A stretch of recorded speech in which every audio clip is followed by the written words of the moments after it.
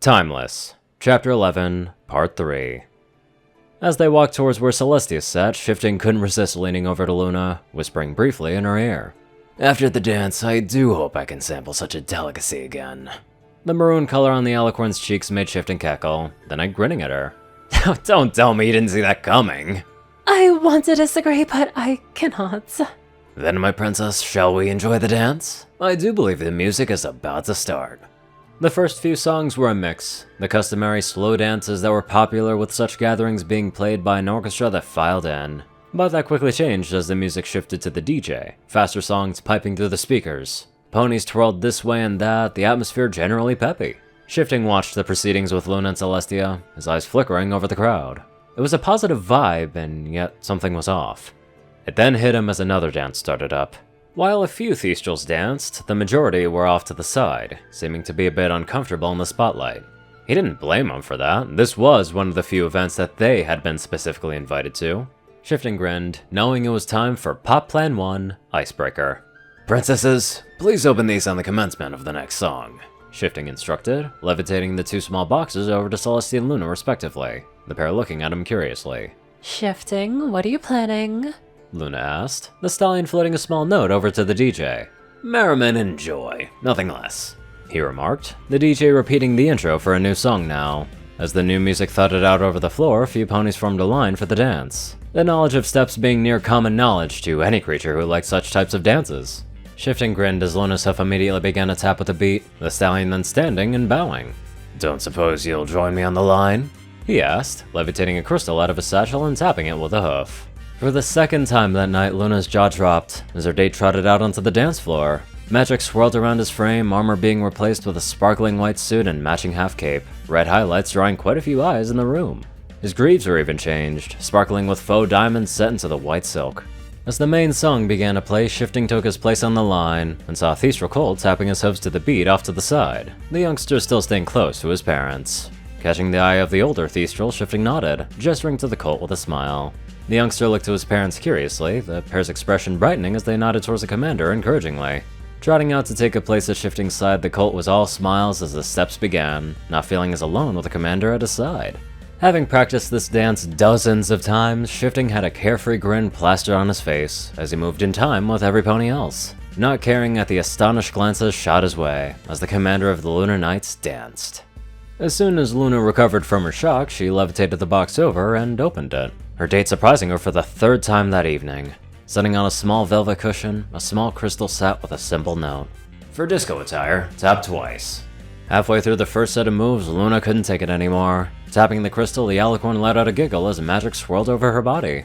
Flashy four-limb bands snapped into existence, teal and pink standing out against her dark blue fur. Her mane billowed and poofed, becoming similar to the style that she tried on her day off with Celestia. Trotting out with a laugh, the princess took a place on the other side of Shifting, attracting even more astonished gazes. More than a few jaws dropped further, as Celestia tapped her crystal, a similar attire dawning on her frame. The mare calmly looked over to some gaping nobles and shrugged, walking out to take a place at the back of the line with a carefree smile. She was quickly joined by a familiar pair, Fancy Pants and Fleur de Lis, taking a place in the line. As Luna and Shifting ran through the dance again, the song smoothly looping halfway as more ponies joined the line. The Lunar Princess could only smile. Thestrals and nobles mingled during the dance, boundaries eliminated by a silly but fun exercise. Smiles spread around the room. The majority of ponies joined in, even if they only knew a few steps here and there. "Is this what you wanted, Shifting? To show me that we're all in this together?" Her question seemed to answer itself, as Shifting's eyes met with hers ever so briefly. The stallion winked, smoothly spinning into the next set of moves. "You continue to amaze me, my knight." As the song ended, every pony was left panting and trying to catch their breath. Returning to their seats, Shifting, Celestia, and Luna still stayed in their attire, the Lunar Princess looking over to her commander. "Shifting, that was incredible!" she exclaimed, clapping her hooves together. "And the spell, it's fantastic! Oh, and sister, you look great!" Shifting bobbed his head happily to the tune that started up now. A few recovered couples danced to the slightly slower song. "I'm just happy every pony had fun, you included.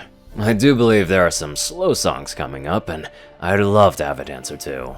"Only if you keep wearing that attire, because you look incredible," Luna replied, the rather long gaze directed towards Shifting bringing a blush to both her and his cheeks. Another wink was her answer, Shifting then turning his attention to the dance floor. After 2 more medium-paced songs, a slower tune then began. Offering a hoof to Luna, Shifting led her to the dance floor as the princess clearly tried to restrain a wide grin. The slight size difference wasn't terribly important, Shifting easily adjusting a hoof.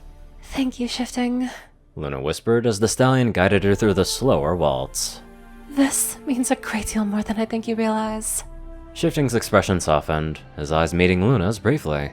Luna, I might be one of the few who does have an inkling of how much it means. Maybe not all, but I can imagine. And you are most welcome, of course. Luna couldn't hold back a slight sniff, only able to nod. I really wouldn't mind some more times like this too. I know slow dances aren't on the same level of enjoyment as others for you, but still. I'd like that. Luna replied, trying to not turn into total putty as Shifting led her through a simple yet impeccable waltz step. As the dance concluded, they bowed formally to each other, Shifting then gesturing to a side exit. May we? Luna nodded, Shifting trotting along at her side. Only once they were in a small secluded area of the garden did the stallion sit down, hoof nervously tapping the cobblestones briefly.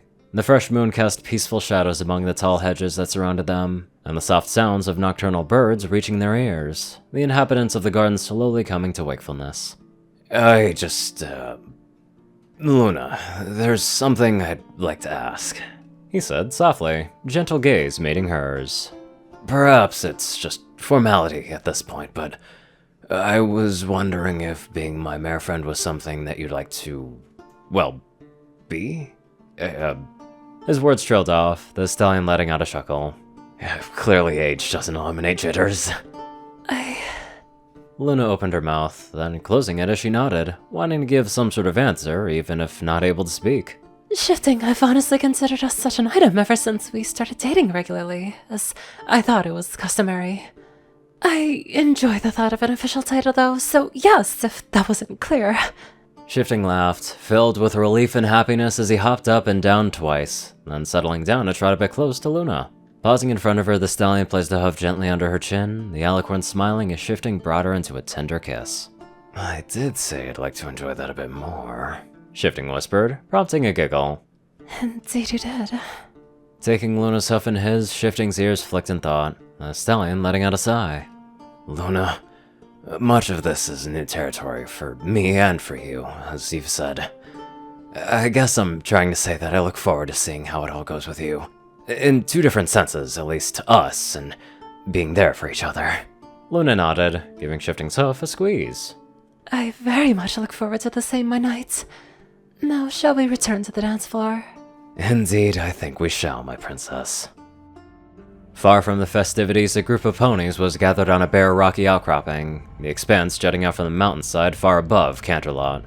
The eyes of a shimmering blue mare narrowed as a panting pony paused in front of her, his horn still sparking from a teleportation spell. Report! She hissed, a dozen armored ponies behind her standing in respect at the sound of her voice. Princess Sparkle is visiting at the end of next week.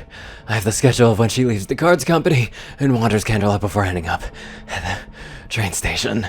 The dark green pony panted, the icy gaze of the mare boring into his soul. You have done well. Get food and rest. We move then. The mare growled, ears flicking as a pony behind her let out a hum. Princess Sparkle? Really? We're going after her? Are you sure that's... The mare sighed, the sound immediately silencing the question. She trotted up to the armored stallion in question with an impressive gaze. She then looked over to her left, every pony present wincing. If you wish to question my motives, or rather our master's, feel free to do so. The answer will be the same that I gave to your disruptive friend. The mercenary shook his head, every pony's eyes drifting to a frozen figure in the corner of the rocky expanse. The 2 shocked eyes of an earth pony stallion were frozen in time, an icicle protruding from the individual skull. We move next week. Alert the others. Man, what a transition. Fun dancing to a group of stone-cold mercenaries. Or, well, some of them at least. Anywho, let's get on to our super kind donators. Top donators are 630, Peter Coulthard, J Tinman, Darkside, and Only One Thing. TacoCat598, Rayden, Narwhals, Blackmoonheart, Pastel Skies, Austin Rollins, CrazyKiller557, Stu Hex, Will, Omicron Lyre, Chris, Twinkie, Dospo, Delta Omega, Jack Hadge, RunesIth9852, Madman Stan, Lizzie Perkett, Drake Lovedragon, Hudson Norman, Stephen Bingham, LineGod12, Sorcerer Constantine, Hadzaza, Conver, and many more superb people. Thank you all so much for watching this video and live life to the fullest.